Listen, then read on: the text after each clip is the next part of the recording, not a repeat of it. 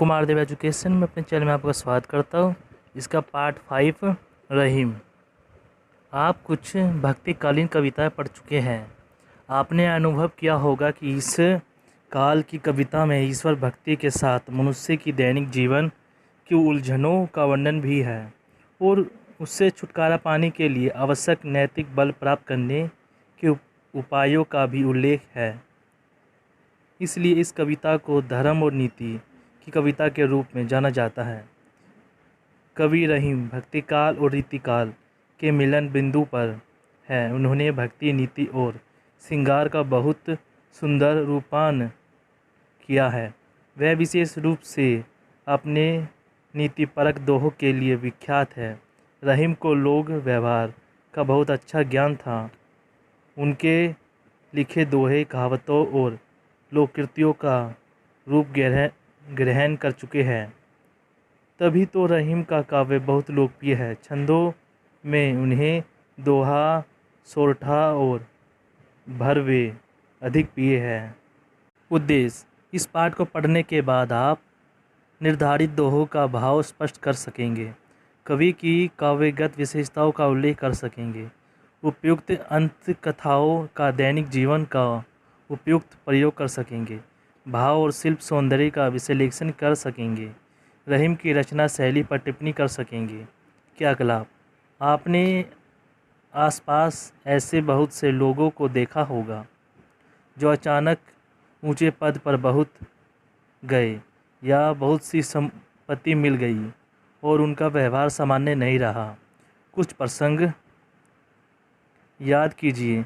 यदि किसी बच्चे के कोई रिश्तेदार उसके लिए बहुत अच्छे खिलौने ले आए और वैसे खिलौने उसके या उसके मित्र के पास ना हो, तो आमतौर पर ऐसे बच्चे का अपने मित्र के बीच व्यवहार पहले जैसा सहज नहीं रहता। कुछ ऐसे परिवार आपने देखे होंगे जो अत्यधिक सामान्य स्तर पर जीवन निर्वाह कर रहे हो, किंतु उनका कोई लड़का या लड़की अच्छी नौकरी में चुन लिया जाए तो पूरे परिवार का अपने पड़ोसियों और रिश्तेदारों के प्रति व्यवहार बदल जाता है। ऐसा उदाहरण आपके आसपास बहुत से है। कुछ याद करके यहाँ लिखिए। मूल पाठ: आइए अब रहीम की कविता का आनंद लें। दोहे: जो रहीम पूछो बड़े तो अति ही रितराए, पादे सो फर्जी भो ढेड़ो ढेड़ो जाए। जो रहीम गीत दीप की कुल काकुत गति सोए, बारे उजेरो लगे बड़े अंधेरो होए। रहीमन आंसू नैन ढारी, जियो दुख प्रकट होए। जहीं कीड़ो गे ते कस ना भेद कई जोए। ये रहीम नी संग ले, जनमत जगत ना होए। बैर प्रति अभ्यास, जस होत ही रोहे। टूटे सुजन मनाए जो, टूटे सो बार। रहीमन फिर होइए, टूटे मुक्त आहार। काज परे कुछ और है, काज सरे कुछ और। रहीमन भंवर है बेहो नदी, सोवत मोर। मैं रहीम नए दिए हैं, पर उनकी अंग बटनवारे के लगे, जिहो मेहंदी को रंग। सोरठा: रहीमन मोही ना सुहे, अभी पीवे मन बिनु। बिरु बिस दियो, पिलाए मन सरित महिरवो भलो। भेरवे: बाहिर लोके दीवा बरन जाए, सजू नंद ढिग पहुँच देत बुझाए। लोके सजू रुपया पिए के साथ, जाहिवे एक छतिया बरखत पात। आइए समझाइए। पहले दोहे को एक बार फिर से पढ़ें। प्रसंग: जो व्यक्ति किसी कारणवश अपने गुण और सामर्थ्य से अधिक कुछ पा लेता है, वह घमंडी हो जाता है तथा अपने मूल व्यवहार का त्याग कर इतराने लगता है। प्रस्तुत दोहे में रहीम ने शतरंज के खेल के माध्यम से ऐसे व्यक्तियों के मनोविज्ञान को स्पष्ट किया है। शतरंज का चित्र भी बना हुआ है। वाकया। आइए सबसे पहले हम शतरंज के खेल के प्रसंग हिस्से को समझें। शतरंज के खेल में पर्दे की चाल, प्यादे की चाल सामने की ओर और सीधे खानों में एक एक खाने की होती है तथा वजीर सीधे और तिरछे आड़े खानों में कितनी भी दूरी तक चल जाता है। जब कोई प्यादा एक एक खाना चलते हुए आखिरी खाने तक पहुंच जाता है तो उस खाने में मूल रूप से रहने वाले मोहरे के बराबर हो जाता है, अर्थात उसी की चाल चलने लगता है। अंत यदि कोई प्यादा वजीर के खाने तक पहुंच जाए तो वह वजीर के समकक्ष हो जाएगा तथा उसी की चाल चलने लगेगा। रहीम कहते हैं कि यदि किसी साधारण व्यक्ति को किन्हीं कारणों से कोई ऊंचा पद मिल जाता है तो वह उतना ही इतराने लगता है जैसे कि शतरंज के खेल में प्यादा वजीर बनते ही ढेढ़ा ढेढ़ा चलने लगता है, अर्थात जब किसी व्यक्ति को उसके गुण, शक्ति और सामर्थ्य से बढ़कर कुछ अधिक पद, पैसा इत्यादि प्राप्त हो जाता है तो वह अपने सेज व्यवहार को त्याग कर घमंड से भर जाता है और अन्य लोगों से सीधे मुंह बात नहीं करता। टिप्पणी: प्यादे से वजीर बेहो ढेढ़ो ढेढ़ो जाए रहीम की अत्यंत प्रभावशाली सूफियों में से एक है। जनता के बीच यह कहावत के रूप में खूब प्रचलित है। आइए इस प्रसंग में तुलसी की यह पंक्ति देखें। प्रभुता पाई कही मद नाई, प्रभु पाकर किसे अहंकार नहीं होता। दोहा 2। प्रसंग। प्रस्तुत दोहे में रहीम ने बारे और बड़े के श्लेष से दीप और कपूत की तुलना की है। घर में कुपुत्र अर्थात नालायक बेटे की बचपन की हरकतें जितनी अच्छी लगती है, बड़े होने पर उसकी वही हरकतें दुखदाई हो जाती है। वाकया। आइए सबसे पहले हम बारे और बड़े का अर्थ दीपक के संदर्भ में समझ लें। आजकल बिजली के आ जाने के कारण दिए का चलन समाप्त हो गया है, अंत यह शब्द उसके लिए परिचित हो सकते हैं। बिजली के घर घर पहुंचने से रात को रोशनी प्राप्त करने के लिए दिए प्रयोग में लाए जाते थे। भारतीय संस्कृति में शब्दों का प्रयोग अत्यधिक सावधानी से करने की परंपरा रही है। यदि कोई शब्द आपने आम प्रयोग में किसी अनिष्ट या अशुभ संकेत रखता है तो उसे शुभ, पवित्र तथा जीवन और रोजगार से संबंधित बातों में प्रयोग नहीं किया जाता। अपने दुकान के संदर्भ में बढ़ाना किया का प्रयोग सुना होगा।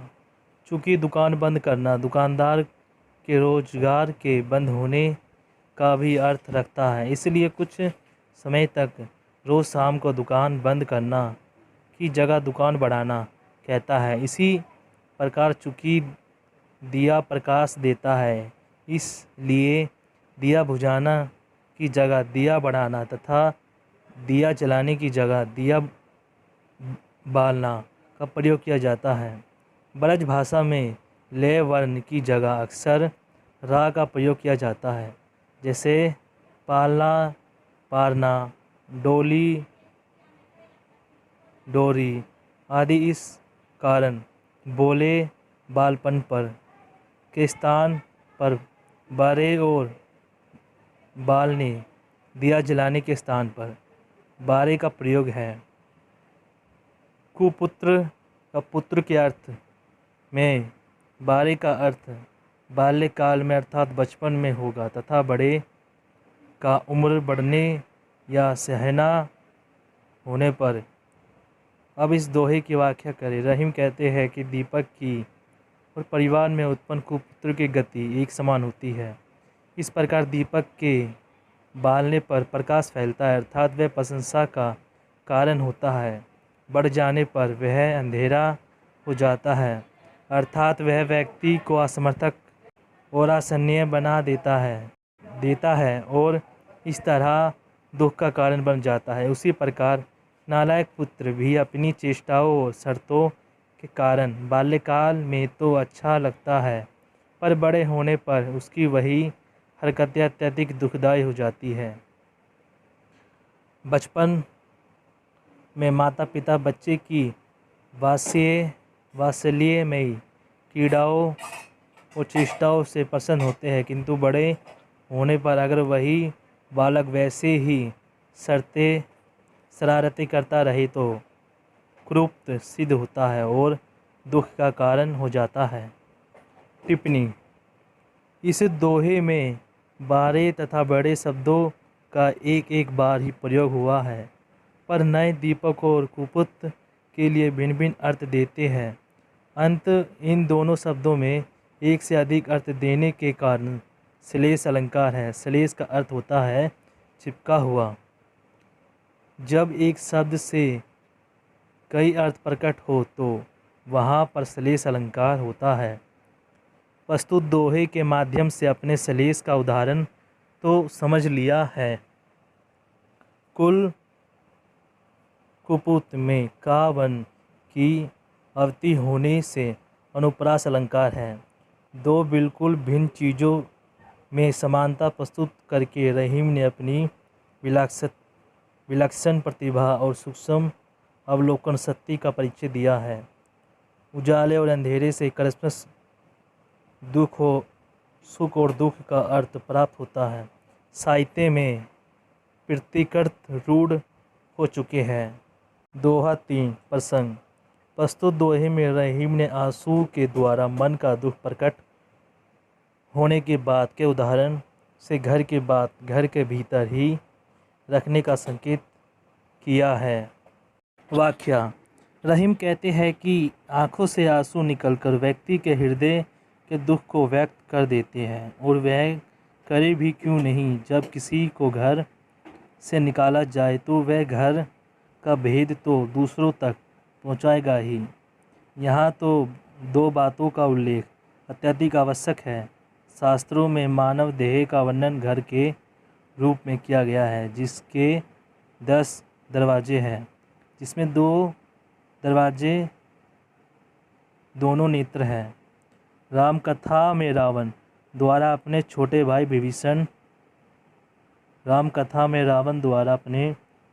भाई विभीषण को अपमानित करके लंका से निकाल देने का प्रसंग है। घर से निकाले जाने पर विभीषण राम से आ मिला और उसी ने राम को लंका के समस्त भेद तथा रावण की मृत्यु का रहस्य भी बताया। इसी से जनता में कहावत भी मशहूर है, घर का भेदी लंका ढावे। दोहा 4 प्रसंग।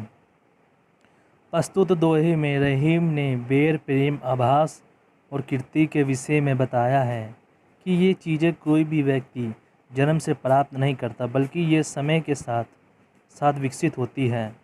व्याख्या: रहीम कहते हैं कि बैर अर्थात शत्रुता, प्रेम किसी कार्य को करने का कौशल तथा यश व्यक्ति के जन्मजात गुण नहीं होते और ना ही अल्प समय में प्राप्त होते हैं, बल्कि यह धीरे धीरे ही बढ़ते हैं, अर्थात केवल निरंतरता से ही इनका विकास होता है। आइए इन पर क्रम से विचार करें।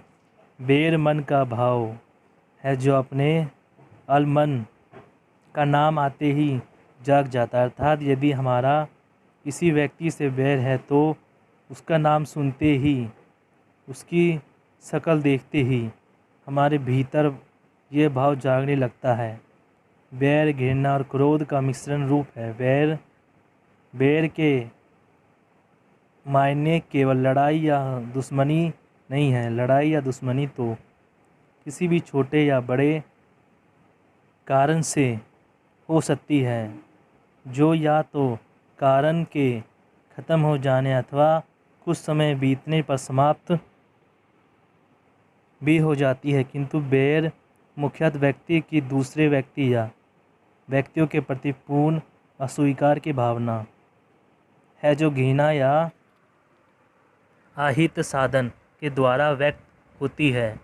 ये अस्वीकार लंबी अवधि तक नकारात्मक भावों के एकत्रित होते रहने की ही उत्पन्न होता है। बैर के बारे में आप क्रोध पाठ में विस्तार से पढ़ेंगे।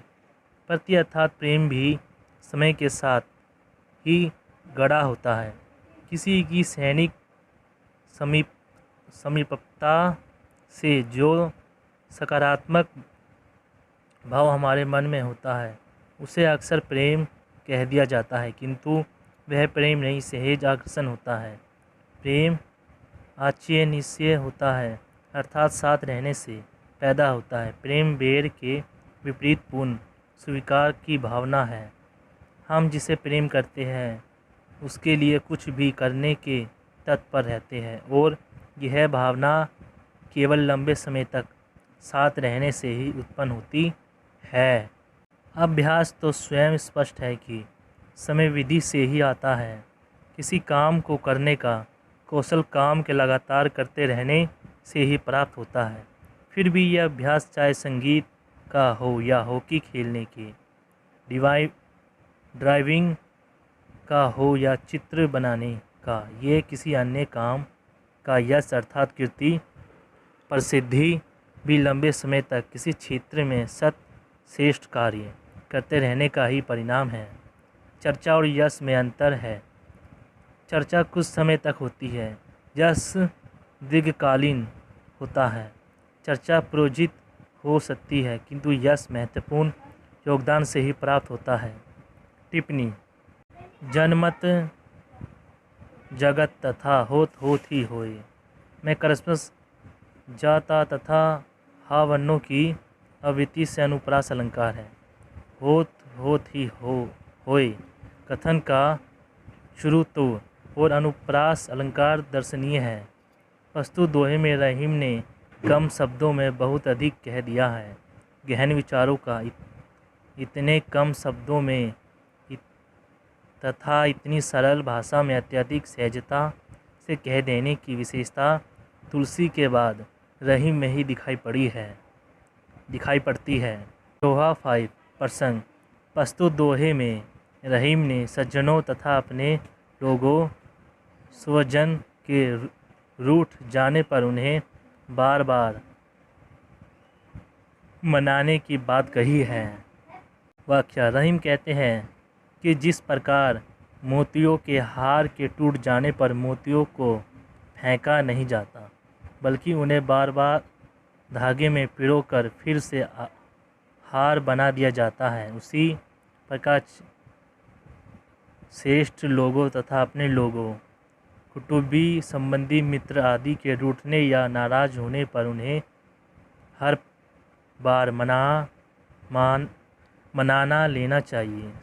सज्जन शब्द का अर्थ सु प्लस सज्जन अर्थात श्रेष्ठ लोगों तथा सु प्लस जन अर्थात अपने लोगों, दोनों ही रूपों में ग्रहण किया जा सकता है। दोनों अर्थ ग्रहण करने पर अर्थ सौंदर्य बढ़ जाता है।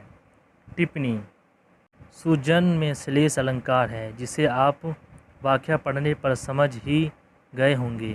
श्रेष्ठ मनुष्यों का मोतिकियों से सभ्य सुंदर है, उपयुक्त भी है और प्रचलित भी। बहुत सादा और सरल तरीके से लोक व्यवहार की नीति को व्यक्त किया गया है। रहीम का यह दोहा लोक में बहुत अधिक प्रचलित है। आइए स्वयं पढ़े। दोहा 6: आपने रहीम के 5 दोहों का आनंद लिया। इस आनंद के साथ साथ अपने इस बात पर भी जरूर ध्यान दिया होगा कि दोहे के अर्थ और भाव को कैसे समझा जाए। क्या अब आप खुद किसी दोहे की व्याख्या कर सकते हैं? क्यों नहीं, बिल्कुल कर सकते हैं, अगर आपको थोड़ी सी मदद मिल जाए, यानी ना। फिर हो जाए तैयार और एक बार दोहा 6 को पढ़ डालिए। मूल पाठ में शब्दों के अर्थ तो मिल ही रहे हैं, कुछ आवश्यक संकेत मदद के लिए यहाँ मौजूद है। प्रसंग है: कम पढ़ने और कम निकल जाने पर मनुष्य के व्यवहार में बदलाव। उदाहरण है विवाह में दूल्हे द्वारा सिर पर पहना जाने वाला एक प्रकार का मुकुट। कुछ और कहकर कवि ने व्यवहार को स्पष्ट ना करते हुए भी बात कुछ स्पष्ट कर दिया है। यह कर्मकिस्त का अच्छा उदाहरण है। सीधे सीधे बात ना कहकर किसी अन्य प्रकार से उसे व्यक्त करना क्रोशित कहलाता है। और शब्द के प्रयोग के कुछ और उदाहरण देखिए। वन चिंतवन, चितवन और कुछू जही बस होत सजन। कहते हैं गरीब का है अंदाज ए बया और दोहा 7। मूल पाठ से दोहा संख्या 7 को शब्द सहित पढ़िए। यह तो आप समझ ही गए होंगे कि दोहे में परोपकारी मनुष्यों के विषय में कहा गया है। आप कुछ लोगों को यह कहते सुनते होंगे कि क्या रखा है परोपकार में। रहीम के इस दोहे की दूसरी पंक्ति में इसका कुछ संकेत जरा ध्यान दीजिए। हाँ आया ना पकड़ में। तो अब कागज़ कलम उठाइए और एक अच्छी सी व्याख्या लिख डालिए। देखिए इसमें दृष्टांत अलंकार भी है। इसके बारे में हम पहले आपको बता चुके हैं। सोरठा 8 प्रसंग प्रस्तुत। सोरठे में रहीम ने आत्मा सम्मान के महत्व को रेखाकृत किया है। व्याख्या। रहीम कहते हैं कि यदि कोई मेरे आत्मसम्मान को ठेस पहुंचाकर अमृत पिए तो वह मुझे स्वीकार नहीं है, जबकि प्रेम और सम्मान के साथ यदि कोई जहर भी प्रस्तुत करे तो मुझे उसे पीकर मर जाना अच्छा लगेगा। व्यक्ति को आत्मसम्मान की रक्षा करनी चाहिए। यदि किसी से उसका आत्मसम्मान छीन लिया जाए तो जीवन में कुछ भी नहीं बचता। फिर वह अमर होकर भी क्या करेगा। और यदि कहीं प्रेम और सम्मान मिलता है तो जहर पीने में भी नुकसान नहीं, क्योंकि जीवन में प्रेम से अधिक पाने को और कुछ भी नहीं। सामाजिक संबंधों की उष्मा और सर्तकर्ता प्रेम में ही है। जहाँ प्रेम है वहाँ व्यक्ति के सम्मान की रक्षा भी है। इसी आत्मसम्मान की रक्षा के लिए व्यक्ति से लेकर राष्ट्रों तक ने युद्ध लड़े हैं। बहुत से लोगों ने निजी आत्मसम्मान की रक्षा के लिए प्राणों की आहुति दी है। इसके बिना जीवन की कल्पना ही क्या, और यह मिल जाए तो फिर और जीने की कामना भी छोड़ी जा सकती है। दुनिया की सारी चीज़ें, धन दौलत पद आदि आज है, कल नहीं भी हो सकती है और यदि आज नहीं है तो कल प्राप्त की जा सकती है। पर व्यक्ति सम्मान को एक बार खोकर पुनः प्राप्त नहीं कर सकता। टिप्पणी। आत्मसम्मान पर दुनिया की विभिन्न भाषाओं के बहुत से कवियों और शायरों ने बहुत सारी कविताएं लिखी है। यहाँ सिर्फ दो उदाहरण प्रस्तुत हैं। अवधि हुल से नहीं नैनन नहीं स्नेहे, तुलसी तहाँ न जाए कंचन बरसे बेहे। तुलसीदास। जहाँ आपको देखकर दूसरे व्यक्ति को प्रशंसा ना हो और उसकी आंखों में प्रेम ना दिखाई पड़े, वहाँ चाहे सोना बरस रहा हो तो भी नहीं जाना चाहिए। बंदगी में भी वो आज़ाद हो, खुद भी है कि हम उल्टे फिर आए दर ए काबा अगर वहाँ ना हुआ। गलीब। हम भक्त में भी इतने शुभाभिमानी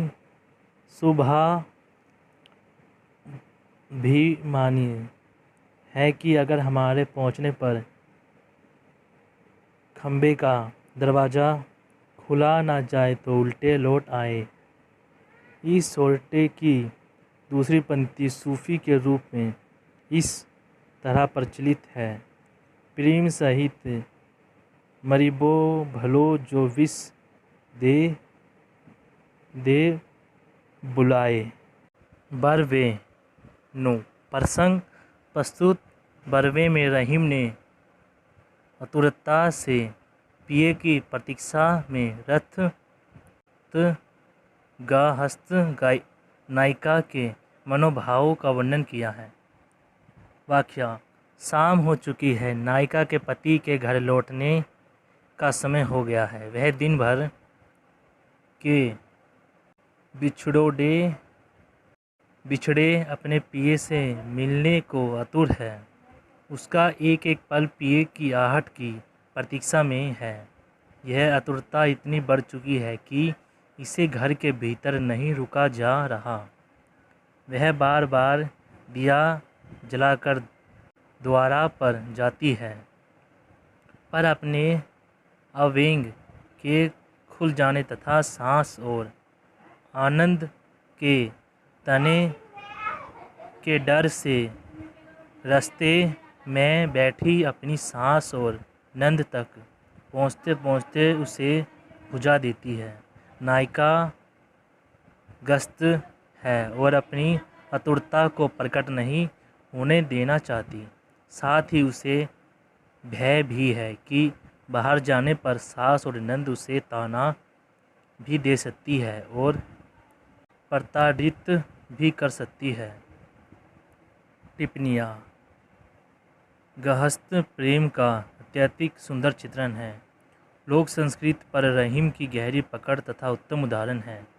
श्रृंगार रस तथा भाषा अवधि है। आइए स्वयं पढ़ें। बरवे: आपने अभी अभी एक बरवे छंद का आनंद लिया है। अब अगले बरवे को ध्यान से पढ़िए। शब्द तो सभी समझ में आ ही रहे होंगे। हाँ, बस मानक हिंदी से थोड़ा सा भिन्न रूप है। बोलचाल की अवधि के इन शब्दों का थोड़ा सा प्रयास करते ही आप सभी शब्द समझ जाएंगे। यह भी पहले भरवे की तरह ही गृहस्थ प्रेम का चित्र है। भला क्या करना चाहती है नायिका और किसके साथ? इन प्रश्नों के उत्तर बहुत स्पष्ट है और इन्हीं की व्याख्या को विशेष रेखाकृत करना है। भाव और शिल्प सौंदर्य: रहीम के प्रत्येक दोहे सोरठे और बरवे के अनूठे भावों का अपने आनंद लिया और उनकी शिल्पगत विशेषताओं से भी आप परिचित हुए। अब आप यहाँ पर अन्य पिछले पाठों के समान कुछ पंक्तियाँ रहीम के भाव और शिल्प सौंदर्य पर लिखिए। आपको याद है ना, रैदास का पाठ पढ़ते हुए आपने दोहे के बारे में जाना था।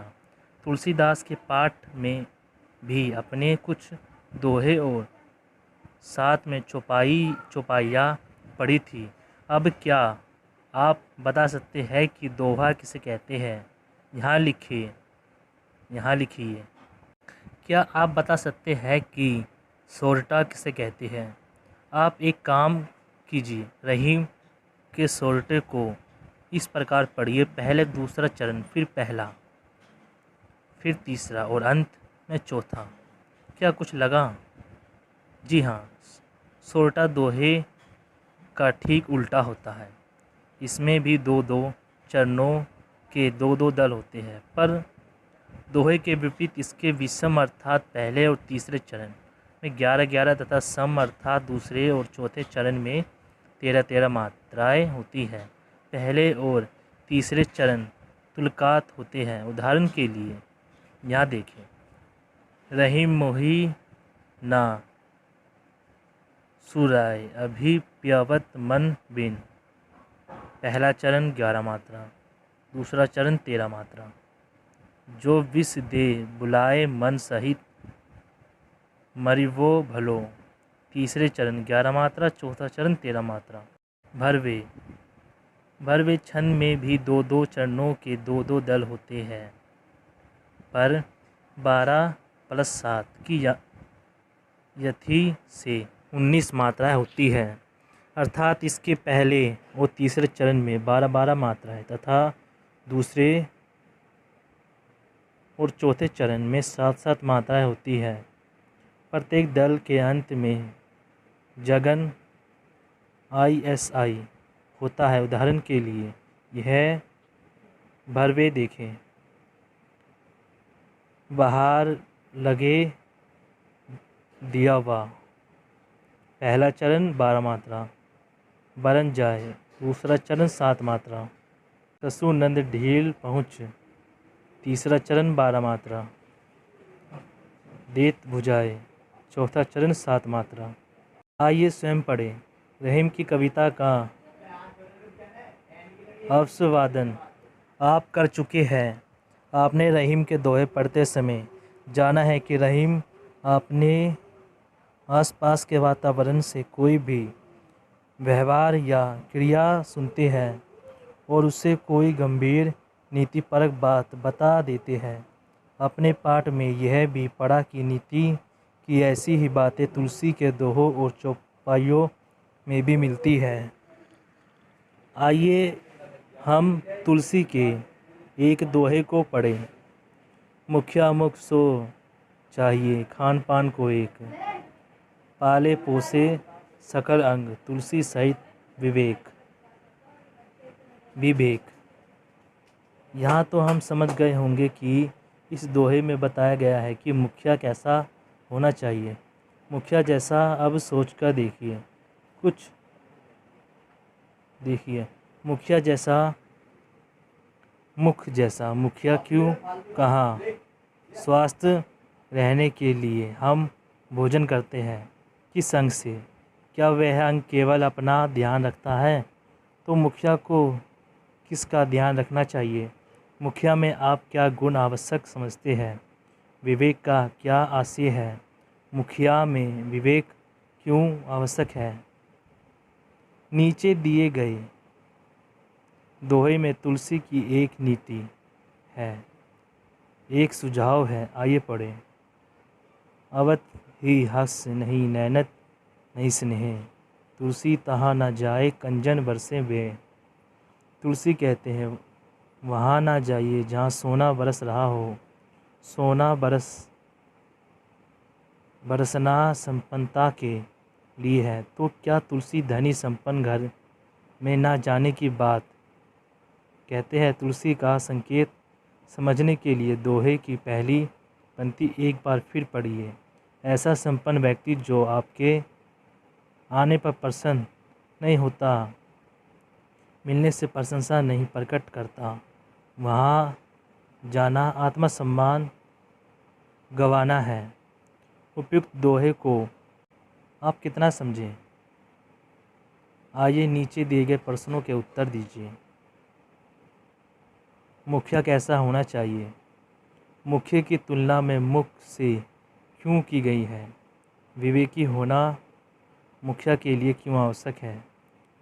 स्वाभिमानी व्यक्ति को कहाँ नहीं जाना चाहिए? अतिथि के आने पर स्वाभाविक प्रतिक्रियाएं क्यों होनी चाहिए? आपने क्या सीखा? रहीम के लोक संस्कृति, लोक व्यवहार तथा शास्त्रों का गहन ज्ञान था। उन्होंने इस ज्ञान को सामान्य भाषा में बड़ी सहजता के साथ अपनी कविता में व्यक्त किया है। वह साधारण मनुष्य के दैनिक जीवन से उदाहरण लेकर नीति की गूढ़ बातों को आसानी से समझा देते हैं। सूक्ष्म अवलोकन, शास्त्र ज्ञान और सहज अभिव्यक्ति उनकी निजी विशेषता है। रहीम ने फारसी और संस्कृति में भी काव्य रचना की है तथा अरबी और तुर्की भाषा में अनुवाद किए हैं, पर वह ब्रज और अवधी भाषा की काव्य रचनाओं के लिए जनता के बीच अधिक जाने जाते हैं। ब्रज तथा अवधी दोनों भाषाओं पर समान अधिकार रखने वाले कवियों में तुलसी के बाद रहीम का नाम सबसे ऊपर है। आपने रहीम की कविता पढ़ते हुए दोहा, सोरठा और बरवे छंदों का आनंद लिया है। आप जानते हैं कि दोहे में 13-11 की याति से 4 चरण होते हैं, जबकि सोरठे में इसके उल्टे अर्थात 11-13 की यति है। बरवे छंद में 12-7 की यति से कुल 4 चरण होते हैं। जब किसी बात को समझने के लिए अपने आसपास के क्रियाकलाप, लोग में प्रचलित कथाओं तथा पौराणिक प्रसंगों से उदाहरण दिए जाते हैं तो उन्हें दृष्ट कहते हैं। रहीम ने अपनी कविता में दृष्ट का बहुत सटीक प्रयोग किया है। रहीम का समय भक्ति काल और रीतिकाल के बीच की कड़ी है। उनकी कविता के केंद्र में भक्ति, नीति और श्रृंगार के तत्व है। योग्यता विस्तार। कवि परिचय। रहीम का जन्म 17 दिसंबर 1556 ईस्वी को लाहौर में हुआ था। उनका पूरा नाम अब्दुल रहीम खानिखाना था। रहीम के पिता बैरम खान अकबर के संरक्षक थे। तुर्क पिता तथा मेव माता के पुत्र रहीम में दोनों परंपराओं का समान संभय मिलता है। उन्हें अरबी, फ्रांसी, तुर्की भाषाओं के साथ संस्कृत और ब्रज तथा अवधी भाषा का व्यक्त ज्ञान था। शास्त्र तथा लोक संस्कृति और लोक व्यवहार में उन्हें दक्षता हासिल थी। रहीम कलम के साथ साथ तलवार के भी धनी थे। वे अकबर के मंत्री और सेनापति थे तथा उनकी गिनती नवरत्नों में होती थी। उन्होंने बहुत से युद्ध भी लड़े तथा उनमें विजय हासिल की। वे श्रेष्ठ कवि, योद्धा और दानवीर थे और उनके व्यक्तित्व में उदारता, चरित्रता, सहजता और विनम्रता जैसे गुण थे। दान के संबंध में उनकी विनम्रता का उदाहरण देखें। देन हर कोई और है भेजत है दिन रेन, लोग भरम हम पर करे या थे नीचे नैन। रहीम के जीवन में बहुत से उतार चढ़ाव आते हैं। राजस्व जीवन, पारिवारिक तृष्णा, युद्ध की विभीषिका, कैद खाने की यातना, सभी को उन्होंने भोगा तथा इनसे प्राप्त भाव और विचारों को बड़ी सहजता से अपने काव्य में प्रस्तुत किया। रहीम की प्रमुख रचना दोहावली, नगरशोभा, बैरवे, नायिका भेद, श्रृंगार, सोरठा आदि विस्तृत अध्ययन के लिए डॉक्टर विद्यानिवास मिश्र द्वारा संपादित रहीम ग्रंथावली का अध्ययन किया है। दोस्तों, चैप्टर खत्म हुआ। वीडियो अच्छी लगे तो वीडियो को लाइक करें, चैनल को सब्सक्राइब करें। थैंक यू दोस्तों।